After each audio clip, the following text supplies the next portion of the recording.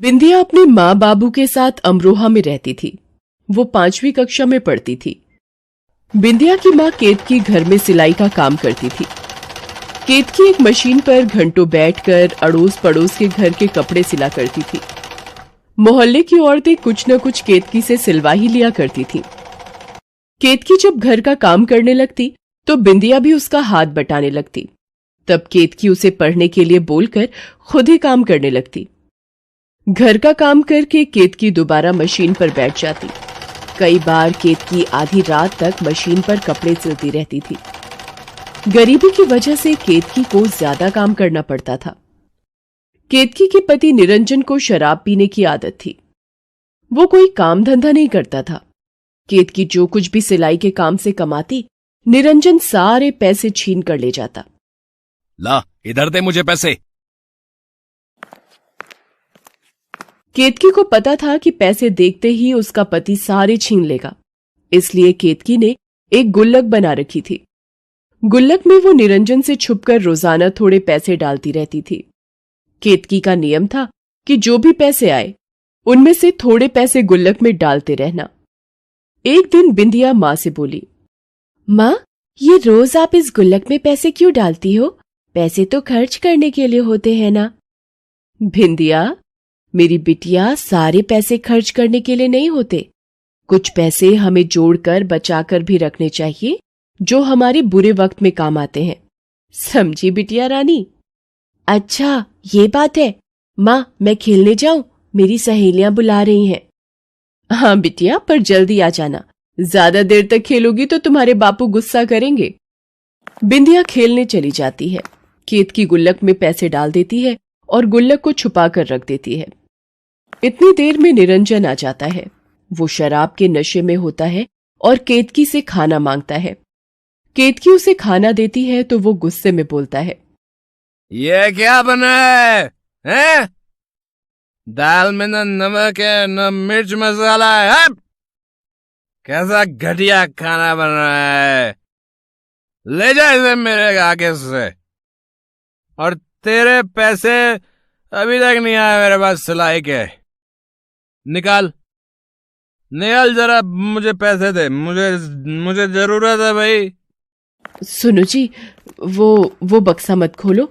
उसके अंदर थोड़े से ही पैसे रखे हैं। घर में चावल और आटा खत्म हो गया है, इसीलिए बचाकर रखे थे। निरंजन केतकी की एक नहीं सुनता और बक्से में रखे पैसे उठाकर केतकी को धक्का देकर घर से बाहर चला जाता है। इतनी देर में बिंदिया आ जाती है। वो अपनी माँ को इस हालत में देखकर रोने लगती है। केतकी उसे चुप कराती है। दिन बीतने लगे। केतकी मशीन पर कपड़े सिलने का काम करती रहती थी। निरंजन की बुरी आदतें बढ़ती जा रही थीं।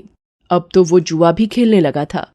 अब तो वो घर का कोई भी सामान, बर्तन, कुछ भी ले जाता और बेचकर उन पैसों से जुआ खेलने लगता। एक दिन, माँ, खीर खाने का बहुत मन है, आज बनाओ ना माँ। ठीक है, तू घर का ध्यान रख, मैं बाजार से थोड़े दूध और चावल लेकर आती हूँ। ठीक है माँ, मैं घर का ध्यान रखती हूँ। केतकी बिंदिया के लिए खीर बनाने का सामान लेने बाजार चली जाती है। तभी पीछे से कुछ लोग घर आते हैं और घर का सारा सामान फेंकने लगते हैं। केतकी जैसे ही वापस आती है, वो देखकर डर जाती है। उसके हाथ से खीर का सारा सामान नीचे गिर जाता है। वो शोर मचाती है कि ये क्या कर रहे हो, ये सामान क्यों फेंक रहे हो। बिंदिया भी रोने लगती है कि हमारा सामान क्यों फेंक रहे हो, पर वो लोग नहीं मानते और घर का सारा सामान तितर बितर कर देते हैं। उनमें से एक आदमी कहता है, ये घर तुम्हारे पति ने हमारे सेठ जी को बेच दिया है।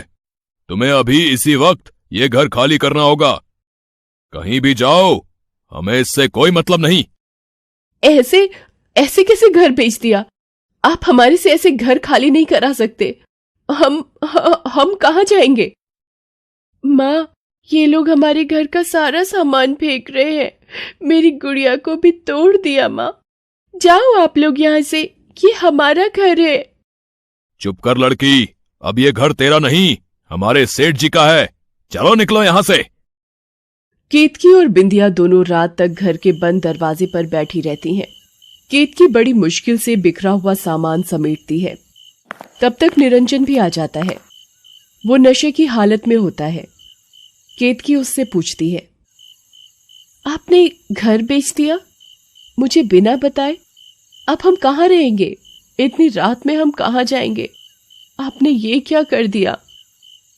ये घर मेरा था, मेरा, समझी? मैंने बेच दिया।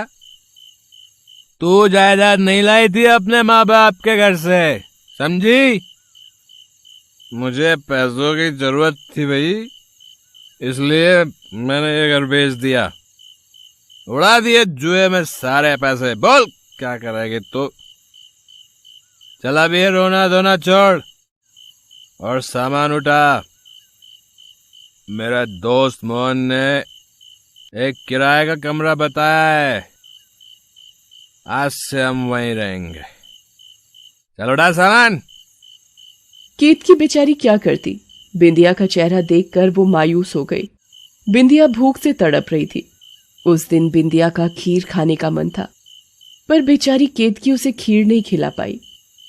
उसकी गरीबी, उसकी बदनसीबी दोनों उसकी जिंदगी में दुखों का पहाड़ बनकर खड़े थे।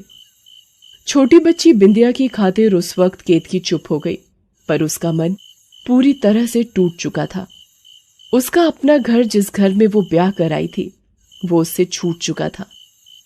निरंजन केतकी और बिंदिया को लेकर किराए के घर में रहने आ गया। धीरे धीरे समय बीतता गया। केतकी ने किराए के मकान में मशीन पर कपड़े सिलना शुरू कर दिया।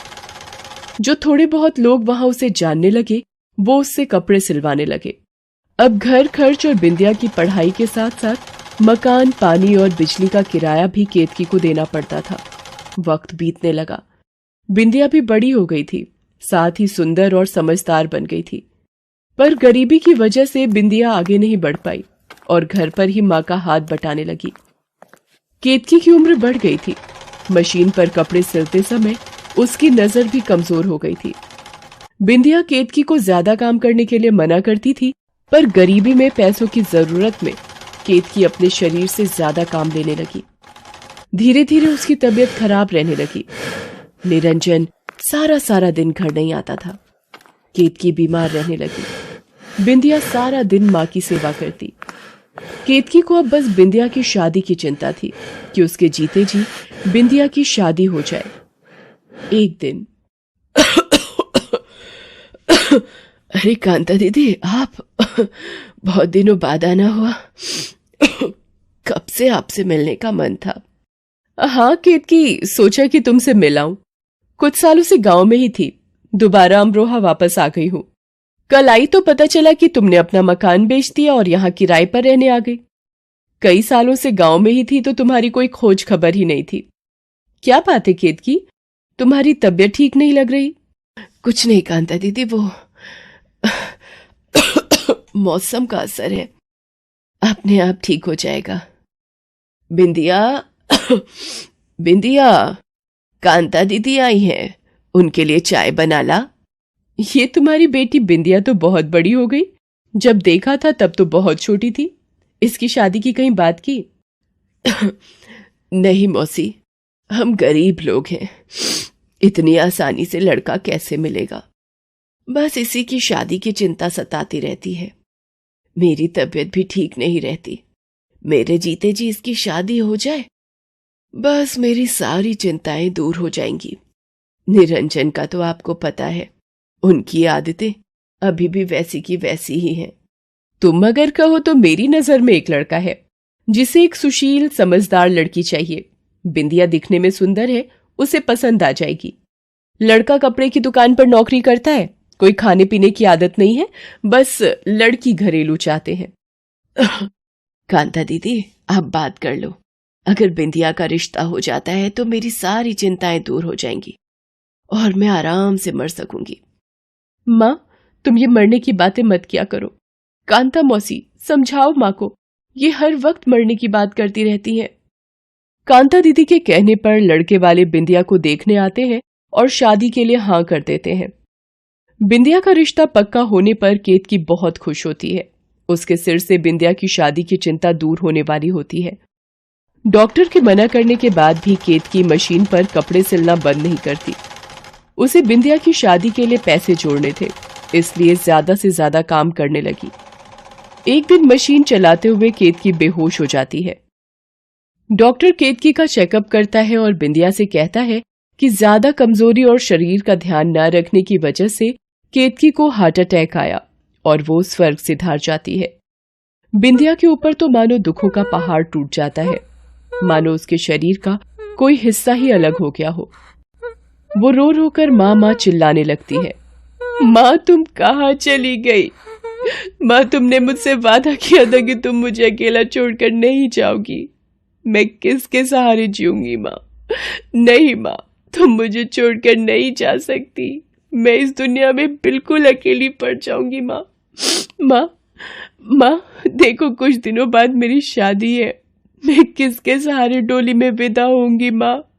माँ वापस आ जाओ, उठो माँ उठो। तभी कोई उसके सिर पर हाथ रखता है। वो कोई और नहीं बल्कि उसका पिता निरंजन होता है। बिंदिया रोते हुए उससे कहती है, बापू देखो माँ चली गई। इस दुनिया में माँ मुझे अकेला छोड़ गई, मुझसे रूठ गई मेरी माँ। केतकी, मुझे माफ कर दे। आज मेरी वजह से तू इस दुनिया से चली गई। मेरी शराब और जुए की लत ने तुझे गरीबी में दिन गुजारने पर मजबूर किया। तू मेहनत करके घर चलाती रही, मैं उजाड़ता रहा। मैं आज के बाद कभी भी शराब और जुए को हाथ नहीं लगाऊंगा केतकी। बिंदिया मेरी बच्ची, तू रो मत और अपने बापू को हो सके तो माफ कर दे बिटिया, माफ कर दे। निरंजन को अपनी गलतियों का पछतावा होता है।